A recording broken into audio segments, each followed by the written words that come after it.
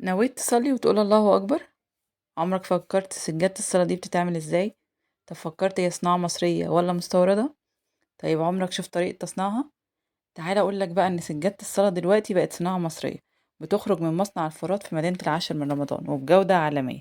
كمان سعرها في متناول الجميع، بتبدأ من 60 جنيه للسجادة الصغيرة و100 جنيه للسجادة الكبيرة. كمل الفيديو معانا بقى عشان تشوف طريقة تصنيعها. ده اللون اللي بتاع السجادة.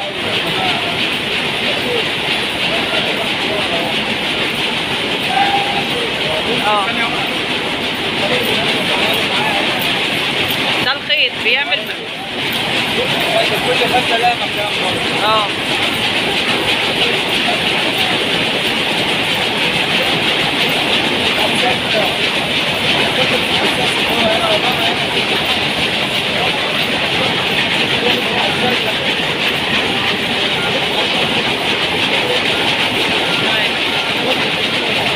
اوقف المكنه واوريها لك.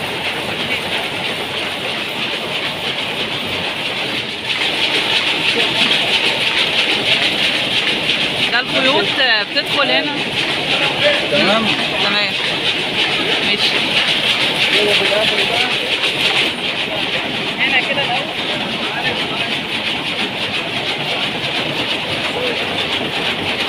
الفتله هنا. ده كده الفتله. النيل تمام.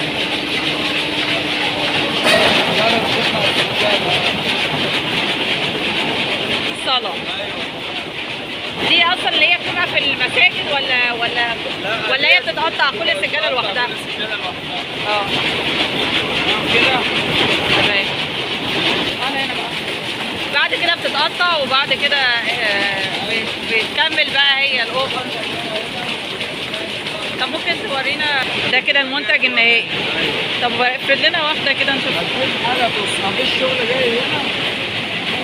ورينا واحده ممكن تفردها لنا كده. دي بعد ما بتطلع من المكنه بتقصها؟ بعد ما بتطلع من ورا من هنا. يعني هي برضو ده مرحله منها. ده مرحله ثانيه. بس اول ما بتتقص بتبقى كده. دي كده بتتقص بعد ما طلعت من المكنه. بتتقص بعد ما طلعت من المكنه. تمام.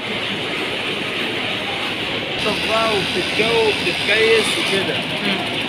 ده كده بقى خلاص ده المنتج النهائي. تمام. هو كده بيقص الزيادات دي بيقص الزياده وبيشطب بيستقبلها. ديت ده المنتج النهائي بقى. ده كده المنتج النهائي.